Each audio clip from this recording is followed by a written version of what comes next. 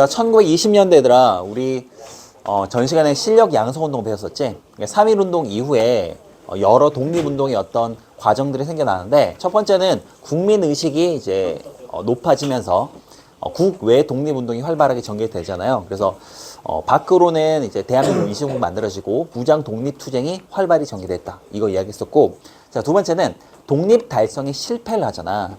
이제 그 좌절감으로 인해서 이 독립운동의 방향이 두 개로 나뉘어져요.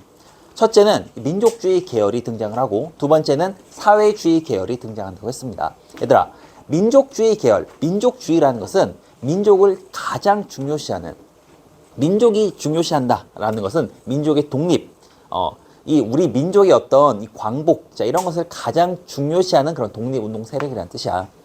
그래서 이 우리 한국이 일본과 대항을 해서 그들을 물리치고 새로운 어떤 나라를 건립하는 것, 이게 가장 큰 목적이지. 그런데 얘들아, 이 사회주의 계열은 좀 다르다고 이야기했었죠. 사회주의 계열은 우리가 독립을 하는 것이 아니라 우선은 사회 구조의 모순을 없애야 된다는 거야. 그러니까 독립을 하고 난 이후에도 만약에 우리나라가 지배와 피지배의 관계가 그대로 있다면, 그러면 이것은 뭐 독립한 것이나 안 한 것이나 똑같다라는 겁니다. 그래서 그 지배와 피지배의 관계, 자, 이 관계를 싸움을 통해서 없애는 것, 자, 이게 바로 사회주의 계열의 가장 큰 특징이라고 할 수 있습니다. 자, 여러분들, 어떻게 그러면 싸움을 해야 될까? 이 피지배자들은 뭐 한마디로 약한 존재잖아요. 자, 그래서 이들은 그들끼리 힘을 뭉쳐야 됩니다. 그래서 조직화라는 말을 쓰는데요, 한마디로 조직과 단체를 만드는 거예요. 자, 그렇게 조직화를 통해서 단체를 만들고요. 자, 이를 통해서 계급투쟁, 그리고 혁명을 전개하는 것,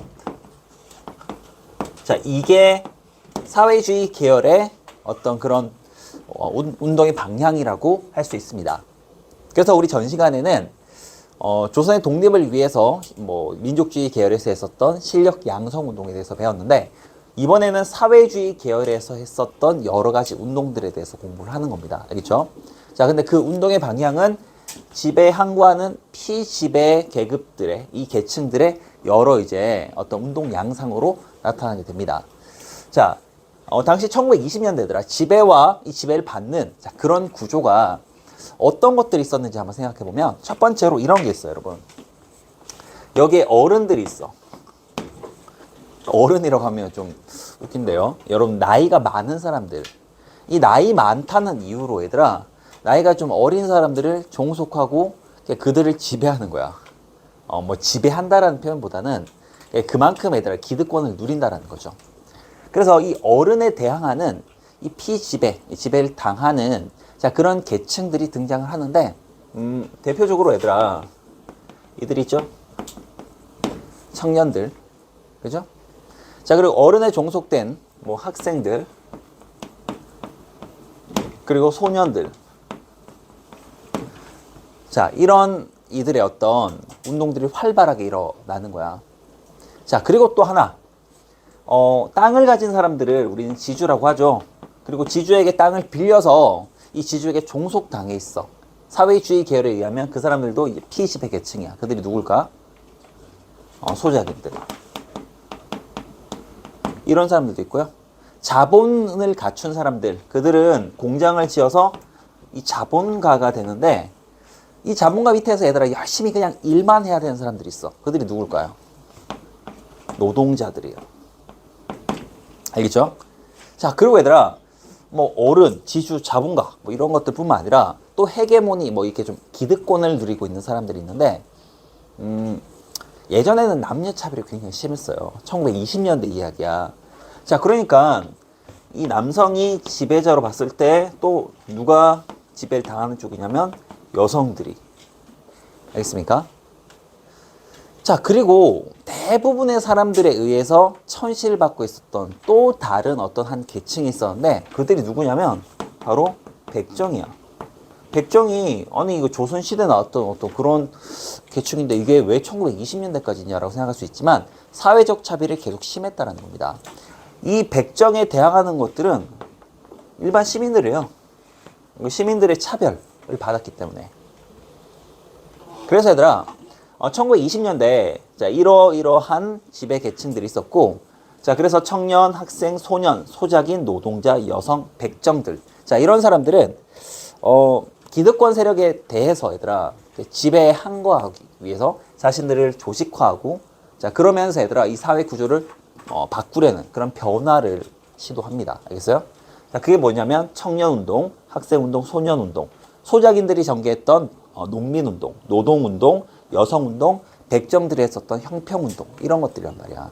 이해됩니까? 자, 그래서 우선 청년운동부터 한번 살펴보도록 할게요. 여러분들, 이 청년이란 말이 어른과 뭐 이 아이의 중간 뭐 그 정도 되잖아요. 청년의 연령대가 한 20대 초반 정도 되나? 뭐 그 정도인데, 저기 보이는 남자 둘이 있죠? 어른과 아이가 있잖아. 그지? 여러분 당연히 얘들아 어른과 아이가 누군지는 알잖아요. 누가 어른이겠어요? 왼쪽 어른, 오른쪽 아이 이렇게 생각하잖아. 그지? 근데 이게 당연한데 사실 저기서 말하는 어른은 누구냐면 오른쪽에 있는 저 사람이야. 왼쪽이 아이예요. 노안인가? 뭐 이런 거 이렇게 여러분 생각할 수 있는데 실제로 나이는 왼쪽이 47, 오른쪽이 12살입니다. 나이가 많은데 왼쪽이 딱 봐도 알잖아? 근데 왜 저기가 아이고 나이가 적은 애가 왜 어른일까? 신분. 오른쪽이 양반. 뭐 이렇게 생각할 수도 있는데요. 여기서 이제 그 당시에 어른의 기준은 뭐였냐면 상투를 쓰고 갓을 쓴 사람.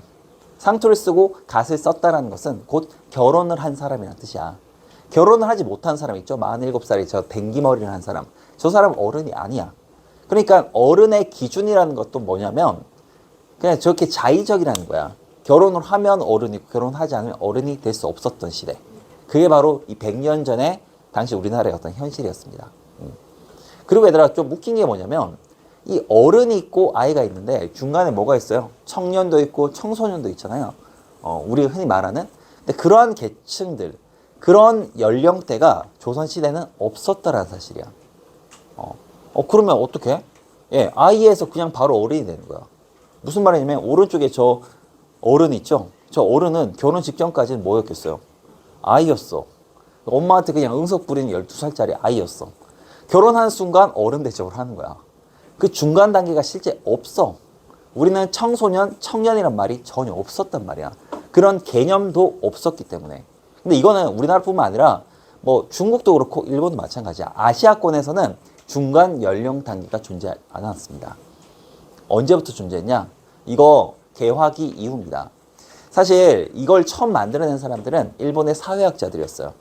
미국에서 여러 책들이 왔는데 거기에 이제 뭐 영맨이라는 단어가 있었습니다. 뭐 젊은이나 청년으로 이제 표현할 수 있는데요. 영맨이라는 것을 해석하고 이제 번역을 해야 되잖아요. 단어가 없는 거야. 와, 이거 어떻게 번역하지 이거? 큰일 났다 싶은데 그래서 단어를 새롭게 만들어냈어요. 그게 뭐냐? 청년이라는 단어입니다. 그래서 얘들아 그때부터 우리는 한국도 그렇고 중국도 그렇고 일본에서 청년이라는 단어를 쓰고 청년의 개념이 형성된 거라니까. 그러니까 그 전에 조선시대는 청년이 없었어. 알겠습니까? 자, 이 청년들은요, 그러니까 이 어른들이 가지고 있었던 기존의 어떤 이 기득권에 대항을 해서 청년회 이런 것들을 조직해요. 지금 각종 청년회를 조직해서 이곳에서 뭐 강연회, 토론회, 야학 등을 통해서 뭐 여러 이제 시민들의 계몽 활동이라든가 그리고 독립 활동이라든가 이런 것들을 많이 전개를 합니다. 일제시대 청년운동이 이제 처음으로 전개되기 시작하는데 기독교 청년회를 중심으로 해서 청년운동이 많이 벌어졌어요. 여러분 기독교 청년회를 줄여서 뭐라고 하는지 알아요? 기독교 청년회? 영맨 크리스천 어소시에이션 줄여서 YMCA 영맨 그러니까 이거는 우리 YMCA라는 말을 아마 한 번씩은 들어봤을 텐데 기독교 청년회를 뜻하는 겁니다.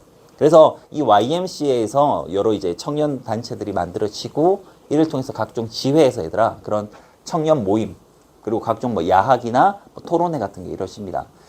토론회를 개최하면 뭐 사회를 유지함의 도덕인가 법률인가 뭐 흔히 말하는 저런 토론 그리고 강연회 뭐 독창회 이런 것들을 내세웠습니다. 근데 저런 게 별거 아닌 것 같은데 일제 총독부가 왔을 때는 저것도 독립운동에 가까워. 그래서 저걸 불어요.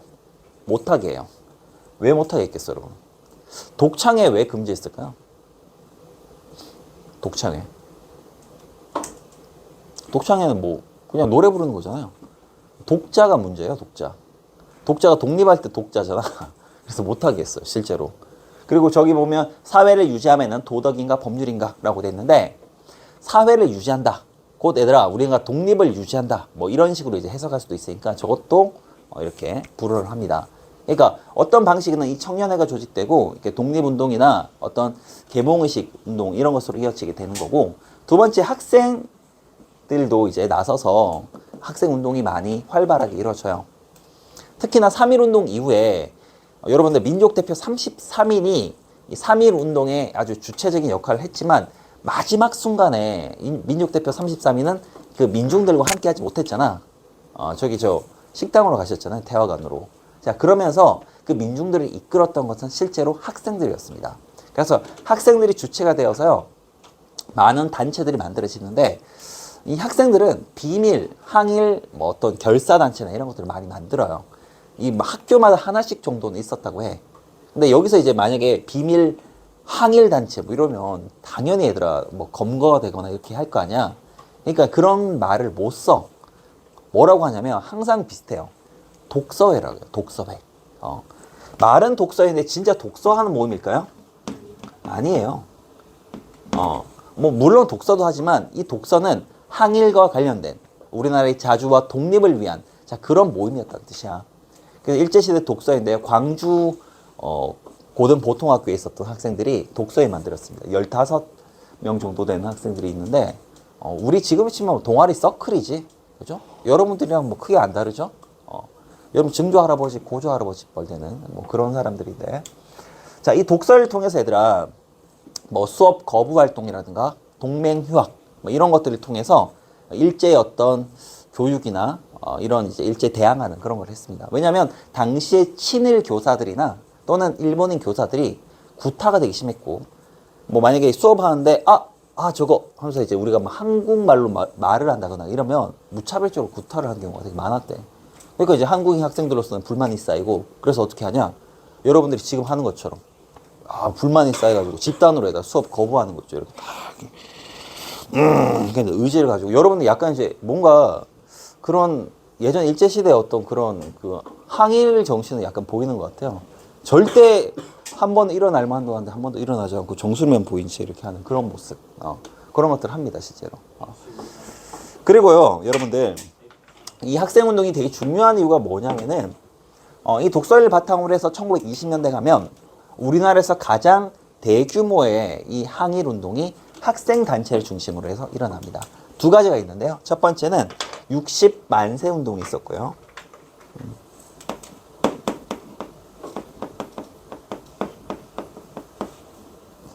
1926년도입니다. 이거 여기 1920년도로 거기 잘못 좀 적혀 있어요. 그 학습지에 여러분들 순종 승하라 돼 있으면서 이제 그거 1926년도로 고칠게요. 자, 그리고 광주 학생 항일 운동이 있습니다.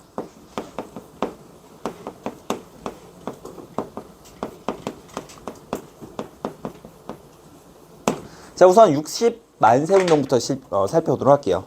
특히 60만세 운동에 영향을 준 그런 단체가 있었는데 1925년도에 조선 공산당이 등장을 해요.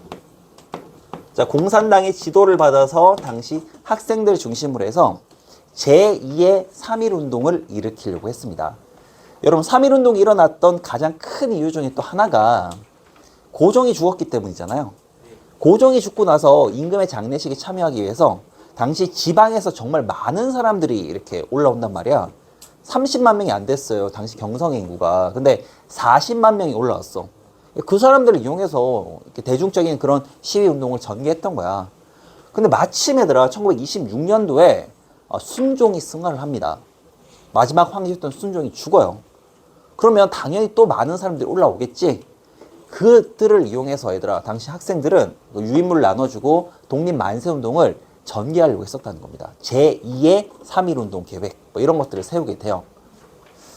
자, 그래서 1926년도 저 이제 6월 10일 가서 이제 순종의 장례식인데 그때 가서 이제 유인물 배포하면서 만세운동을 전개하려고 했어요. 그래서 대중적인 그런 운동으로 3.1 운동처럼 이렇게 하려고 했는데 문제는 뭐였냐면 일본이 그러니까 우리 예전에 3.1 운동 같은 경우에는 실제 그렇게 대규모의 어떤 이제 독립운동이 전개될 것이라고 일본은 미처 생각을 못했어.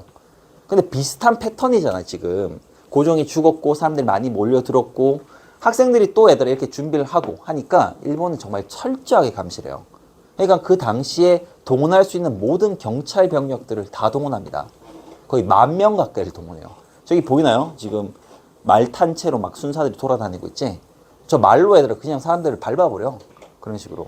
그리고 미리 그냥 이렇게 좀 불순하고 좀 뭔가 이렇게 좀 사고 칠 것 같다 싶으면 그냥 경찰서에 끌고 가서 그냥 구류를 시켜버립니다.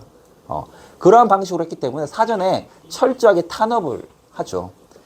물론 60만세 운동이 아주 없었던 건 아니고요.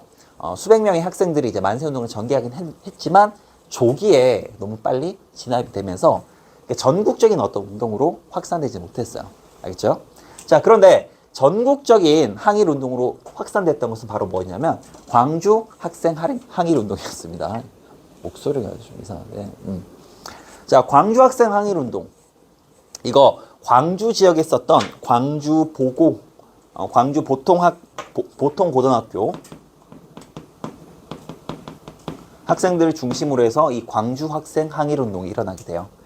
자, 저기 보이는 박준채라는 학생 보이죠? 그리고 이광춘, 박기옥이라고 있는데 박기옥하고 박준채는 사촌지간입니다. 저 두 사람이 얘들아 정말 이 광주 학생 항일 운동이라고 하는 엄청난 사건에 어떤 단추를 깬 그런 인물이에요. 어떤 일이냐면 이 광주 보고 광주에 있는 몇 안 되는 고등학교입니다. 그러니까 여러 지역에서 많은 사람들이 통학을 했어요. 여러분 나주 들어봤어요? 나주? 네. 나주가 맨 끝에 있는 이 지역인데요. 여기가 나주인데 나주에 있는 학생들도 얘들아 광주까지 고등학교인데 통학을 해야 돼. 여러분들 집 가까운데 이렇게 다니는 게 얼마나 좋은지 몰라. 그거 어떻게 했겠어 이거 왔다 갔다 하는 거. 걸어서 못 가잖아. 마차? 기차 타고 갔어요. 기차 타고 얘들아 뭐 수업 듣고 또 기차 타고 오고 하는 그런 참 힘든 과정에서도 열심히 공부를 했단 말이지. 박기옥은 광주 여고보, 그러니까 여자 고등 보통학교 다녔고, 이 박준채는 광주 보고에 다녔습니다. 광주 보통 고등학교 다녔는데, 고보네요, 고보. 광주 고등 보통학교 헷갈리는데, 근데 여기는 얘들아, 이 광주에는 또 어떤 학교가 있었냐면, 일본인들을 대상으로 하는 일본 학생들만을 모집해서 가르치는 광주 중학교라는 게 있었어요. 중학교고 여기가 고등학교니까 여기가 더 나이 많은 애들이 가는구나. 이건 아닙니다. 그 당시엔 같은 급이었어요. 광주 중학교나 광주 고등 보통학교나 똑같은 연령대인데 다만 광주 중학교는 일본인, 광주 고보는 주로 한국인. 자, 이런 애들이 가는 그런 학교라는 거죠. 나주에서 얘들아 같이 통학 그러니까 기차를 타서 이렇게 왔다 갔다 하니까 뭐 광주 고보나 광주 중학교 애들이 서로 마주칠 일도 많겠지. 사이가 좋겠어 나쁘겠어? 아주 나쁩니다. 그 민족적인 감정이 있어 이미. 서로 막 째려보면서 막 이렇게 막 은근히 욕도 하고 이렇게 뭔가 좀 이제 앙금이 많이 남아있는 그런 상태였어. 그런 상태에서 얘들 아까 봤던 저 박기옥 있잖아요. 댕기머리를 하고 나주역에 가서 이제 열차를 타려고 했는데 그때 이제 광주 중학교에 있었던 어떤 이제 이상한 일본인 학생 한 명이 와가지고 뭐 갑자기 뭐 전화번호 물어본 것도 아니고 있잖아요. 뭐 좋아해서 그런지 아니면 진짜 이게 미친 짓인지 모르겠지만 갑자기 저 박기옥 애들아 저 댕기머리 있죠. 이 댕기머리를 막 잡아 당기면서 있잖아요. 여자를 희롱하는 거야. 야, 막 이 머리는 뭐야 이러면서 막 이렇게 하는 거예요. 그러니까 조선 여인들의 가장 특징적인 이 댕기머리가 일본인 눈에는 되게 우습게 보였던 것 같아. 근데 이거 지금으로 치면 거의 성희롱이지. 아니, 성희롱이 아니라 이거 그냥 성폭행에 가까운 그런 행동이지. 그러니까 저건 진짜 얘들아 하면 안 되는 행동인데 저렇게 하고 막 이제 사람을 놀리고 막 한마디로 이제 막 온갖 모멸감과 멸시를 주는 거야. 그때 누가 등장했냐면 아까 봤던 박준채 있죠? 박기옥의 사촌이야. 그래서 야, 너 그거 하지 마. 어디 그따위 짓을 하는 거야? 뭐 이런 식으로 하면서 이제 호통을 쳤대. 그러니까 이제 광주중학교 출신의 이 후쿠다라는 학생이 어떻게 했는지 알아요? 후쿠다? 뭐라 했겠어요, 여러분? 그러니까 여러분들 우리나라 사람들이 가장 듣기 싫어하는 말을 그냥 그 말을 해버린 거야. 조센진 뭐 이렇게 한 거야. 제일 듣기 싫어하는 말이었거든요. 조센진이라는 말이 무슨 뜻인지 알아요, 여러분? 그냥 조선인이라는 뜻이야. 그래서 이게 사실 조선인이라는 뜻인데 그 별 뜻 없잖아요. 그냥 조선인, 조선 사람이니까 조선인, 조센진 뭐 아닙니까? 라고 생각하지만 말투의 어감과 맥락이 있잖아. 멸시라는 단어라고. 멸시. 우리를 우습게 보는 단어야. 여러분들 그 인터넷에 보면 한남, 한여 뭐 이런 말 막 쓰는 애들 있어. 저 오늘 한여랑 소개팅했습니다. 후기 올리겠습니다. 이 이상한 애들 많아요. 그 한국 남자, 한국 여자 줄임말이니까 써도 상관없다 이렇게 말하는데 그거 아니에요. 그것도 얘들아 모멸감과 멸시 그런 조롱이 섞인 말이잖아. 쓰면 안 되는데 어쨌든 조생징이라 하니까 이거야. 조생징 하는 순간 여기 주먹이 날아갔어. 바로. 그래서 박준채가 주먹을 꽂았고 그리고 나서 어떻게 됐냐. 여기 광주중학교 애들이 있었잖아요. 또 광주 고등보통학교 애들이 있었잖아. 그걸 다 본 거야. 달려들어서 있더라. 거기서 야인시대를 찍어요. 야 이 새끼야 하면서 막 야매라 하면서 막 거기서 얘들아 진짜 한 20대 20으로 얘들아 정말 엄청난 싸움이 벌어져. 그러니까 여러분들이 지금 이렇게 온라인에서 막 저격하고 이런 거는 상상도 못할 그런 일들이야 실제로. 이건 얘들아 항일 독립운동이었기 때문에 가능한 겁니다. 지금은 저렇게 중앙고 학생들하고 싸우고 이러면 안 돼요. 큰일 나요 지금. 근데 저게 너무나 커지니까 나중에 뭐 역장도 출동하고 그리고 일본 순사까지 와가지고 막 뜯어 말려. 그래서 겨우겨우 진정이 됐거든. 근데 일본인 순사가 당연히 누구 편을 들겠어? 광주 중학교 일본인 애들 편 드는 거야. 어디서 조센징이 이렇게 막 파렴치한 짓을 하냐고. 니들이 먼저 얘들을 때렸네. 이러면서 얘들한테 엄청난 이제 구박을 하고요. 심지어 구타를 하고 몇몇 애들은 그냥 경찰서로 잡아가 버렸어. 광주 고등보통학교 애들 입장에서는 아니 단초를 우리가 제공한 게 아닌데 너무 열받잖아. 그런 상황에서 얘들아 다시 학교 끝나고 왔잖아. 오는데 또 마침 기차를 탔는데 거기에 얘들아 박준채가 있었고 또 후쿠다가 탄 거야. 객실 안에서 봤어요 또. 박준채가 또 의리감이 있으니까 또 뒤끝도 남고 야 후쿠다 너 나한테 사과해 뭐 이렇게 얘기하니까 후쿠다가 뭐라 하겠어요. 뭐 이 조센진 하다가 또 얘들아 싸움이 붙었어. 이번에 기차 안에서 싸움이 일어났다니까. 대규모 싸움입니다. 근데 그 싸움에 얘들아 누구까지도 거기에 이제 관여를 하기 시작하냐면 여러분들 광주 고보랑 광주 중학교가 이제 광주까지 가서 그곳에서 시대 한가운데서 싸움이 막 벌어지니까 광주 중학교에 체육 선생님이 있었거든요. 유도를 가르치시던. 여러분 같으면 지금 이모 선생님 노동현 쌤이야. 그분이 얘들아 애들끼리 패싸움이 벌어졌는데 얘들아 이렇게 싸워서 어떻게 이길 수 있겠어. 무기를 들어라 하더니만 몽둥이를 들더니만 광주 고보 애들 습격을 해요. 선생님이. 그러니까 뭐냐 이모 선생님이 앞장서 갖고 다 따라와 이 새끼들아 해가지고 저기 뭐 학교 지금 치러 가는 거야. 이거 얘들아 야인 시대 이야기니까 가능한 거야. 이거 일제 시대라서 지금 같았으면 상상이 안 되지만 옛날이니까 이런 게 있었어. 선생님이 가고 광주 고보 애들도 몽둥이를 들고 항전을 하고 그렇게 되지. 더 싸움이 커집니다. 근데 마침 이제 광주일보라는 곳이 있었는데 이 광주일보는 한국인 사장이었지만 친일적인 신문이었거든. 여기서 얘들아 이 광주 중학교 애들 편을 들면서 아주 파렴치한 광주 고보 애들이 자꾸 이 광주 중학교 애들을 괴롭히면서 폭력을 휘두른다. 이 조선인들은 언제 바뀔 것인가 뭐 이런 식의 기사문을 낸 거야. 분노가 거의 폭발하기 직전이었어. 자 그런 상황에서 얘들아 분노가 더욱더 폭발하는 사건이 벌어지는데 이틀 뒤에 학교에 나오라는 거야. 여러분들 일요일에 학교 나오라고 하면 나오겠어요 여러분? 지금 애들아 그냥 정상적으로 안 나오고 이렇게 다 디비 자는데 일요일에 학교 나오래. 나주에 있는 애들도 얘들아 광주까지 기차를 타고 가야 돼. 그게 뭐였냐면 11월 3일인데 그게 메이지데이라고 해서 천황의 생일이었거든. 천황 생일날 애들아 그냥 천황에 대한 충성 서약하고 교장선생님 훈화 말씀 듣고 이러고 애들아 몇 시간 있다 가야 되는 건데 운동장에 딱 서 있고 와 그것도 얘들아 일요일 마침 폭발합니다. 그래서 그것을 모두 거부하고요. 그 중간에 애들이 다 뛰쳐나와서 광주 시내를 돌면서 독립 항일 운동을 전개하게 되죠. 그게 바로 11월 3일이었는데 이때를 기회로 해서 지금 우리 11월 3일이 뭐냐면 학생의 날이에요. 학생의 날. 알겠습니까?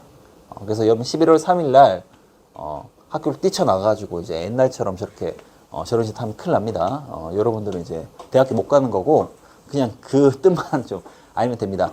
광주 고부 학생들뿐만 아니라 여기 있었던 세 네 개 고등학생들이 전부 다 나와서 독립운동 전개하고요.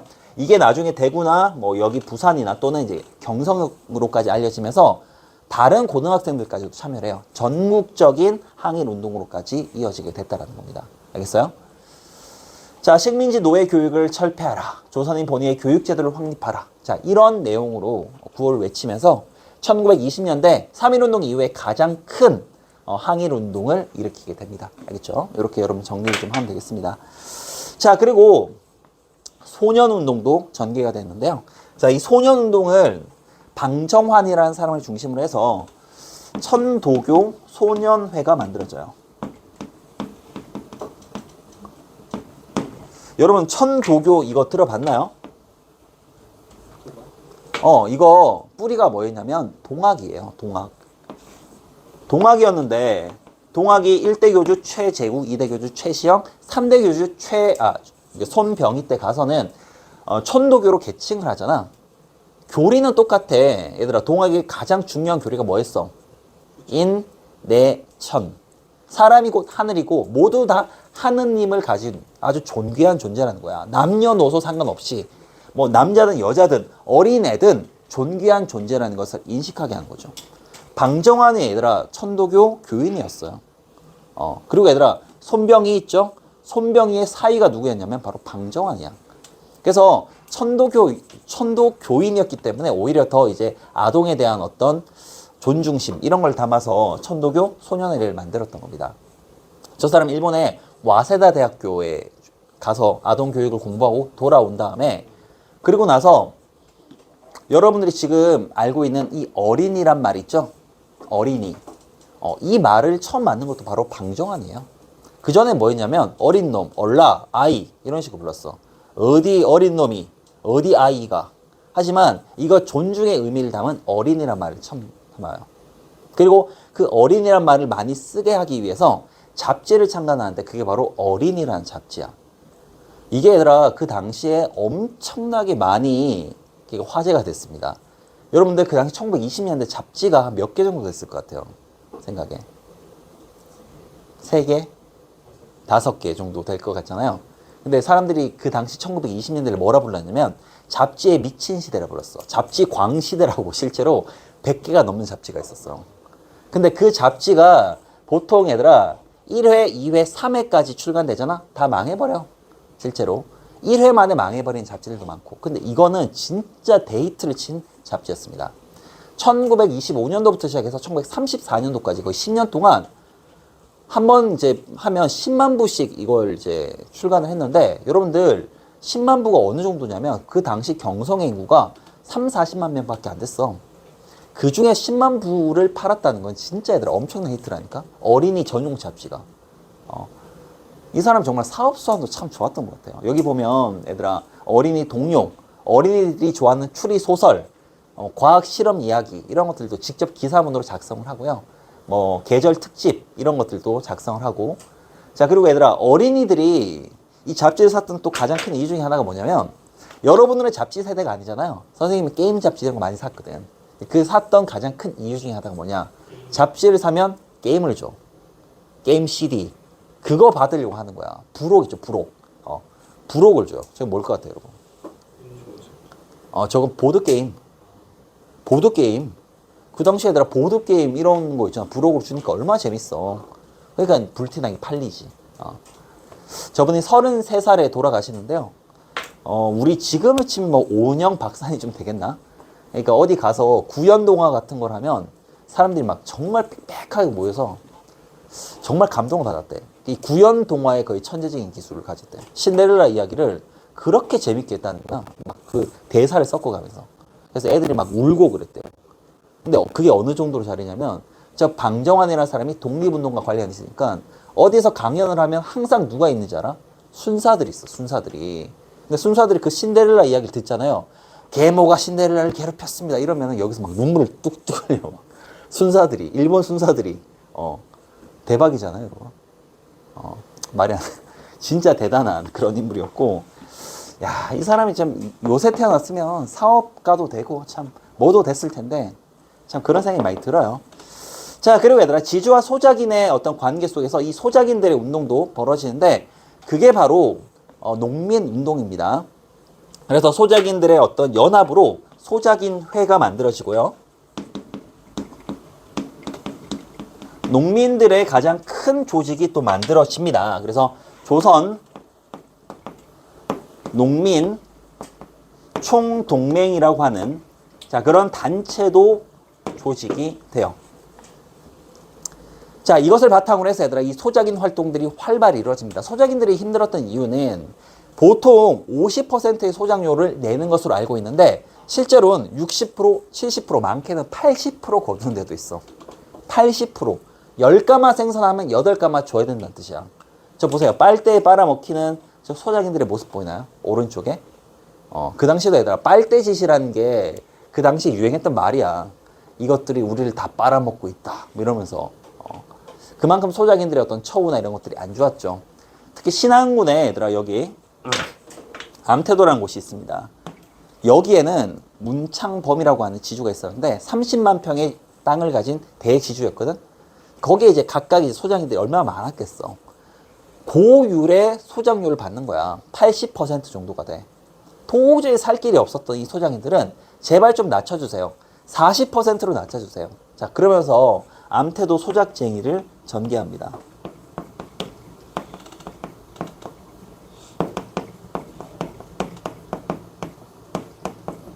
성공했을까 실패했을까 여러분?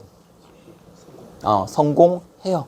그래서 일제 총독부도 얘들아 결국 간섭을 해가지고 이 문창범이 이 40%의 어떤 고유 그 소작료로 이제 좀 낮추게 됩니다. 이게 가장 큰 성과 중에 하나였고요. 그리고 자본가들에 대항하는 노동자들의 운동도 활발하게 이루어지는데 그게 바로 노동운동이죠. 그래서 노동조합 같은 것들이 많이 만들어지고요. 이 노동조합원들이 중심이 되어서 조선에 있는 노동자들을 대표하는 단체가 있는데 바로 조선 노동 총동맹이라고 하는 자, 그런 대규모 단체도 만들어지게 됩니다. 자, 이런 단체를 중심으로 해서요. 1929년도에 저기 조금 잘못된 여기 좀 이따 보여줄게요. 1929년도 가면 원산에서 얘들아 원산 총파업이 일어나기도 합니다. 원산에 있었던 조선인 노동자 7,000명이 대규모 파업을 일으킨 거야. 여러분들 그 당시에는 참 뭐랄까 근로기준법 자체가 없잖아. 그러니까 너무너무 힘들었다고. 여러분들 90년대까지 2000년대 초반만 하더라도 선생님이 갈비집 가서 좀 죽어라 이래도 3만 원도 안 주더라 사람들이. 여러분 그 최저시급 이런 것도 제대로 안 지켜주고 그랬어요 그 당시에는. 그런데 일제시대 오죽했겠냐고 사실은. 그래서 뭐 8시간 근로나 뭐 이런 것들을 하나도 지켜지지 않고요. 14시간씩 일을 하고 하루에 받는 돈이 지금 우리 돈으로 치면 10,000원을 받지 못했어요. 그만큼 어려운 처지에 있었다는 거야. 장기간 일을 해야 되고요. 왼쪽 위에 있는 저 여인이 있는데 강채령이라고 하는 여인인데 저 여인은 그냥 하루아침에 뭐 저렇게 디비 자고 있는 사람이 있어요. 야, 너 집에 가. 뭐 이렇게 해서 그냥 하루아침에 해고가 돼. 어떤 정상적인 경로나 이런 것들도 없고 그냥 뭐 마음대로 일본인 감독관이나 뭐 사장의 지시에 따라서 그냥 해고되고 하는 거야. 그래서 이제 이 사람이 노동운동 접하고 나서 도저히 안 되겠다 해서 1인 시위를 벌이는 거야. 지금 지붕이 올라가서 난 끝까지 싸울 거야. 저렇게밖에 한 걸 못했다는 겁니다. 이런 내용을 한번 보세요. 임금이 불과 20전 내지 40전. 당시 일본인 노동자들이 1원 50전 정도. 그러니까 조선인 노동자와 똑같은 일을 하는 일본인 노동자들은 3배를 받았어. 조선인들만 거의 3분의 1밖에 못 받았다는 거죠. 아침에 출근이 좀 늦으면 5전. 코를 한번 잘못 풀어도 5전. 그리고 잠깐 졸아도 10전씩 벌금을 내야 돼. 벌금 제도라는 거 웃기잖아. 벌금 내다 보면은 하루 일당보다 더 내는 경우도 있고 그런 식으로 엄청난 차별을 받았다는 겁니다. 그래서 조선 노동 총동맹을 중심으로 해서 원산 지역에 여기 공업화가 많이 진행됐고 공장들이 좀 많이 있었어요. 조선인 근로자들이 한 7,000명이 있었단 말이야. 그들을 중심으로 해서 원산 총파업이 이루어지게 되죠. 자, 이 원산 총파업은 사실 실행은 했지만 경찰의 간섭과 이런 것으로 성공을 거두진 못했어요. 하지만 가장 대규모의 노동운동이었다는 것 여러분들이 꼭 알아두면 되겠습니다. 알겠죠? 여기 1927년으로 잘못되어 있습니다. 이거 1929년도입니다. 그렇지? 자, 그리고 남성과 여성에서 이 여자들이 자신들의 권리를 찾기 위한 여성 운동도 활발히 전개됩니다. 1920년대 가면 민족주의 계열과 사회주의 계열이 합쳐져서 만들어지는 여성 운동 단체가 있는데요. 그게 바로 근우회라는 거예요. 여자들이 참 뭐랄까 1920년대 30년대 물론 신여성들 새롭게 이제 고학력자 여성들도 등장을 하긴 하지만 대부분 시골에 가보면 저렇게 얘들아 조선시대처럼 다니는 저런 여인들이 많았습니다. 물양동이 끼고 집안일 죽어라 하다가 시집 가서는 남편 그냥 보필하고 시어머니한테 구박받고 그러면서 살다 죽는 그런 여인들이 진짜 많았지. 남편이 간통 다른 여자 바람을 피우면 법에 처벌받지 않아요. 당시 민법상으로는. 근데 여자가 다른 남자를 만나잖아? 간통죄로 처벌을 받아. 남자와 여자가 다른 법을 적용받습니다. 정말 어이가 없는 일이지만 그게 당연했던 시대야. 그래서 이 근우회라는 게 조직되고요. 이 근우회를 중심으로 해서 신여성들이 여성운동을 전개합니다. 허정숙이라는 저분 있죠? 우리나라 최초의 여기자입니다. 오른쪽에 있는 저 나혜석은 우리나라 최초의 서양 화가였습니다. 그리고 저 두 사람의 공통점은 여성운동을 했었던 그런 인물이라는 거죠. 허정숙과 나혜석이 공통적으로 했던 말이 이겁니다. 정조는 무엇이니? 누가 만들었냐? 정말 모순적인 거. 남자들은 여러 여자들을 만나고 여러 여자들과 함께 사귀고 그렇게 하는 걸 좋아하는데 아니 여자들한테는 정조를 유지하길 원하니까 이게 정말 모순 아니냐. 그러면서 이제 이런 것들을 비판을 합니다. 토론회나 그런 야학 같은 것들을 통해서 여성들의 이제 권리 신장이나 이런 것들을 이제 주장을 하게 되죠. 자, 그리고 얘들아, 이 백정들까지 한번 보도록 할게요. 여러분들, 조선시대 백정이 있었는데 왜 일제시대도 백정이라는 말을 쓰는지 좀 이상할 수 있잖아요. 그죠? 이 백정의 어떤 신분차별은 1895년도 가보개혁으로 사라졌잖아. 그지? 그런데 사회적 차별은 그대로 남아있었다는 거야. 자, 1920년대들아, 실제 백정들의 모습입니다. 소를 독축하는 이 백정들은요, 자기들끼리 따로 모여 살아야만 했고, 어떤 일반 사람들이 이 사람들에게 말도 걸지 않을 뿐만 아니라, 잘못 이 사람들이 그냥 허투루 하면 그냥 엄청난 지탄을 받을 뿐만 아니라 폭력으로 막 이들을 때리기까지 하는 그런 일들이 막 벌어져요. 사람다운 대접을 못 받는 거야. 그리고 이 백정들이 가장 한스러운 일이 뭔지 알아요? 백정들이 아무리 돈을 많이 벌어도요, 그 자식도 뭔가 공부를 시키고 다른 일을 시키고 싶잖아. 그게 불가능해요. 학교에 보내면 학교 교사와 학생들이 딱 보면서 저 백정 자식 뭐 이러면서 이제 왕따 시키거나 뭐 교사가 막 구타를 한다든가 막 그러면서 이 백정의 자식이 학교를 못 다니게 하는 거야. 참 안타깝지 않습니까? 같은 학생이지만 이 백정은 사람을 안 본 거죠. 그리고 여러분들 진주지방에 당시에 이제 형평운동이 일어나게 된 가장 큰 어떤 하나의 사건이 있었는데 진주지방에 살았던 어떤 사람들이 백정한테 찾아가가지고 개를 한 마리 줘요. 야, 이거 잡아서 한번 요리해봐. 이렇게 되는 거야.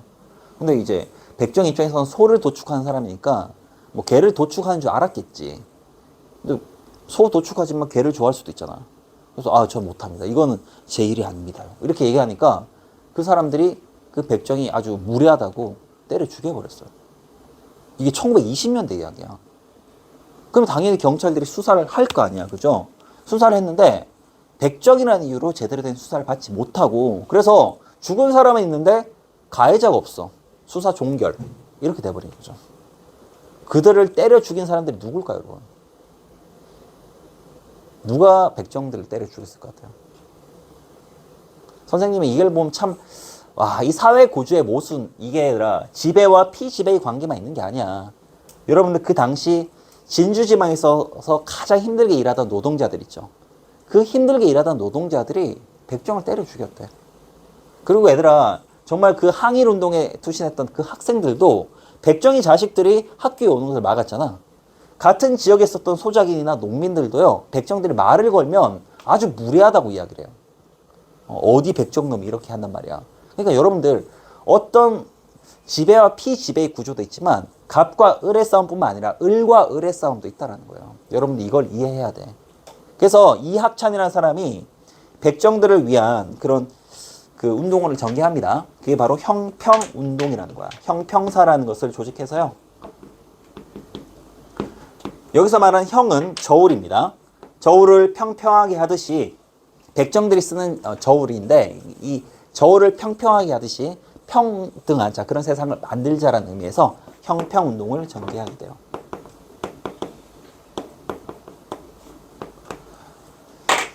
자, 의식개혁 운동도 하고요. 그리고 이제 백정들이 어떤 학교를 다닐 수 있는 자 그런 여러 가지 방안들을 이제 마련을 해요.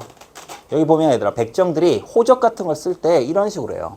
도한이란 말을 써서 누가 봐도 아버지 직업이 백정이라는 것을 알 수 있도록.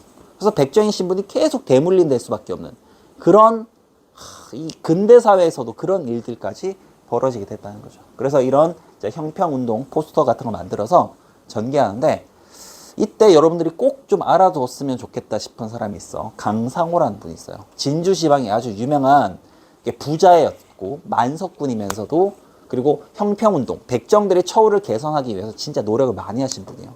양반 출신이었거든. 백정의 아들이 얘들아 그 보통 학교 들어가면 사람들이 절대 못 다니게끔 막 거기서 시위하고 난리가 난다 했잖아. 그래서 어떻게 했냐면 그 백정의 자식들을 손을 딱 잡고 강상우가 직접 보통 학교로 가서 입학을 시켜요.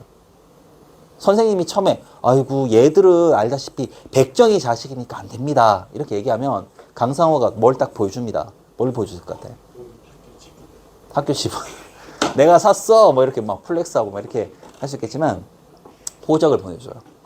얘들은 백정의 자식이 아니네. 나의 자식인데 뭐가 안 된단 말인가. 그래서 자기 호적에다가 백정의 자식들을 등재를 시켜. 그래서 뭐 희찬이 해가지고 이렇게 뭐 김희찬, 김예린 뭐 해가지고 있잖아. 김영빈 뭐 이래서 이제 너희들 백정이라는 뜻은 아니고요. 뭐 그런 식으로 해가지고 이제 우리 자식 만들어서 뭐 그런 식으로 하거든요. 백정의 그 형평운동을 하기 위해서 협회도 만들고 거기에 돈을 되게 많이 쓰다가 이 사람 광복 이후에 정말 쓸쓸하게 사실 좀 빈곤하게 죽었는데 이런 사람들이 정말 기억돼야 되거든. 사람들이 많이 몰라요. 진짜 대단하신 분인데 양반 출신으로서 이 백정들의 어떤 처우 개선을 위해서 평생을 바치신 분이에요. 백정이 얘들아 이런 모순이나 이 사회차별이 완전 사라진 게 언제인지 알아요? 언제 사라졌을 것 같아요, 여러분? 1950년 맞아. 왜 1950년에 완벽하게 사라졌을까? 그렇지, 6.25 전쟁이야. 6.25 전쟁이 일어나면서 많은 피난민들이 생기면서 그러니까 이곳저곳으로 흩어지잖아. 백정의 신분이 그때 완전 사라지게 되는 거야. 아니 그뿐만 아니라 그 전에 남아있었던 양반과 머슴 제도까지도 다 사라져요.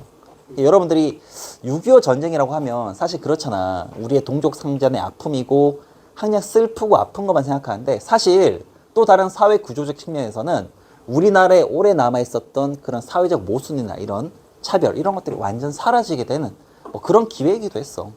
이렇게 말하면 좀 이상할지 모르지만 실제 그렇습니다. 알겠죠? 전쟁이 일어나서 피난민들이 이곳저곳으로 가면서 고향 땅을 흩어지면서 다른 사람들이 오고 가면서 신분을 알 수 없게 되는 거예요. 자, 오늘 여기까지 하고요. 여러분들